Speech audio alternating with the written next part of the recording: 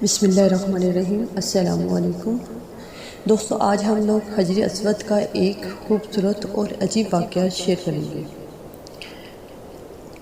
تو شروع کرتی ہوں۔ تاریخ میں کم از کم 6 واقعات ملتے ہیں جب حجر اسود کو چوری کیا گیا یا اس کو توڑنے کی کوشش کی گئی۔ ہو سکتا ہے اس کی حدیث کی تعداد اس سے بھی زیادہ ہو۔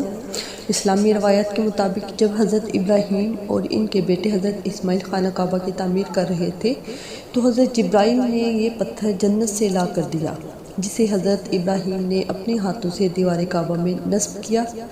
7 ذی الحجہ سن 317 کو بحرین کے حاکم ابو طاہر سلمان کرامتی نے مکہ معظمہ پر قبضہ کر لیا۔ خوف و حیرت کا یہ عالم تھا کہ اس سال سن 317 کو حج بیت اللہ شریف نہ ہو سکا، کوئی بھی شخص عرفات نہ جا سکا۔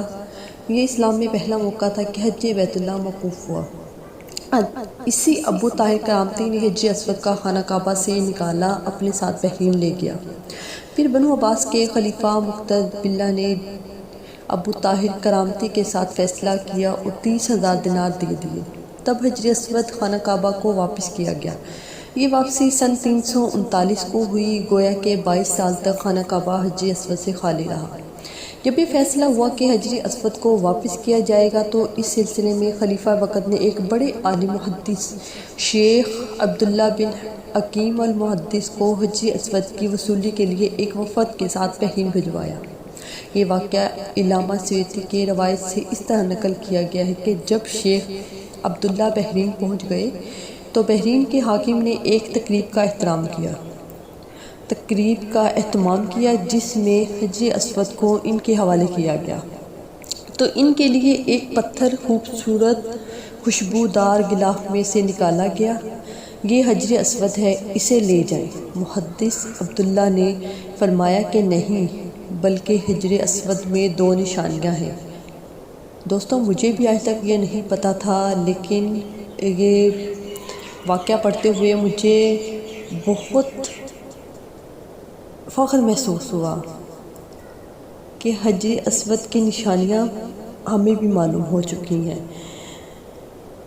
تو حجر اسود میں 2 نشانیاں ہیں۔ اگر یہ پتھر اس معیار پر پورا اترا تو یہ حجر اسود ہوگا اور ہم لے جائیں گے۔ پہلی نشانی یہ کہ پانی میں ڈوبتا نہیں، سبحان اللہ۔ دوسری یہ کہ آگ سے گرم نہیں ہوتا۔ کیا بات ہے! اب اس پتھر کو جب پانی میں ڈالا گیا تو وہ ڈوب گیا، پھر آگ میں سے ڈالا گیا تو سخت گرم ہو گیا۔ فرمایا ہم اصل حجر اسود کو لیں گے۔ پھر اصل حجر اسود لایا گیا، آگ میں ڈالا گیا تو ٹھنڈا نکلا، پھر پانی میں ڈالا گیا، وہ پھول کی طرح پانی کے اوپر تیرنے لگا، سبحان اللہ۔ تو محدث عبداللہ نے فرمایا یہی ہمارا حجر اسود ہے اور یہی خانہ کعبہ کی زینت ہے، یہی جنت والا پتھر ہے، سبحان اللہ۔ اسی وقت ابو طاہر کرامتی نے تعجب کیا اور کہا یہ باتیں آپ کو کہاں سے ملی ہیں؟ تو محدث عبداللہ نے فرمایا یہ باتیں میں جناب رسول پاک صلی اللہ علیہ وسلم سے ملی ہیں۔ حجر اسود پانی میں ڈوبے گا نہیں، آگ سے گرم نہیں ہوگا۔ ابو طاہر نے کہا یہ دین روایت سے بڑا مضبوط ہے۔ جب حجر اسود مسلمانوں کو مل گیا تو اسے ایک کمزور اونٹنی کے اوپر لادا گیا جس نے تیز رفتاری کے ساتھ اسے خانہ کعبہ پہنچایا۔ اس اونٹنی میں زبردست قوت آ گئی، اس لیے کہ حجر اسود اپنے مرکز بیت اللہ کی طرف جا رہا تھا۔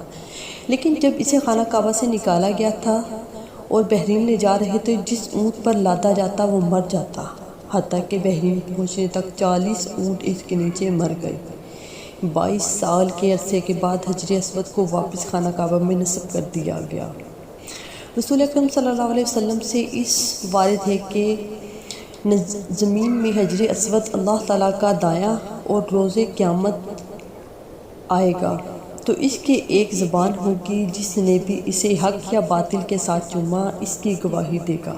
یہ پانی میں نہیں ڈوبتا، نہ ہی آگ سے گرم ہوتا ہے، اور حجر اسود وہ ہے جو کعبہ کے جنوب مشرق کے کنارے میں ہے اور یہیں سے طواف کی ابتدا ہوتی ہے۔ یہ اصل میں جنت کی یاقوتوں میں سے، اس کا رنگ مقام ابراہیم کی طرح سفید شفاف تھا اور یہ آنسو بہانے اور دعا کی قبول ہونے کی جگہ ہے۔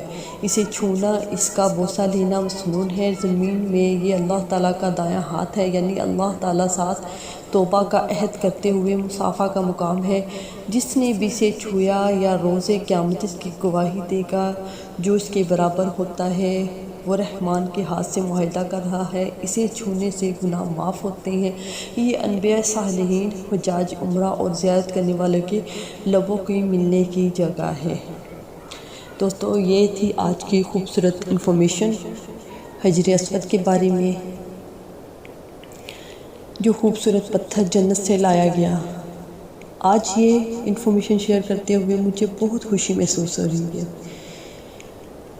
کیونکہ بہت ساری چیزیں ہیں جو ہم نہیں دیکھ پاتے، لیکن حجر اسود ایسی چیز ہے جو جنت سے لائی گئی ہے، جنت کی جگہ کا پتھر ہے۔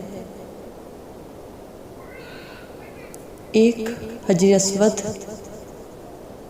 اور دوسرا ریاض الجنہ، یہ دو نشانیاں جنت کی نشانیاں ہیں۔ تو مجھے امید ہے آپ لوگوں کو میری ویڈیو پسند آئی ہوگی۔ اگر ویڈیو پسند آئے لائک، کمنٹ اور میرے چینل کو سبسکرائب ضرور کیجیے گا۔ اپنا خیال رکھیے گا، دعاؤں میں یاد رکھیے گا۔ اللہ حافظ۔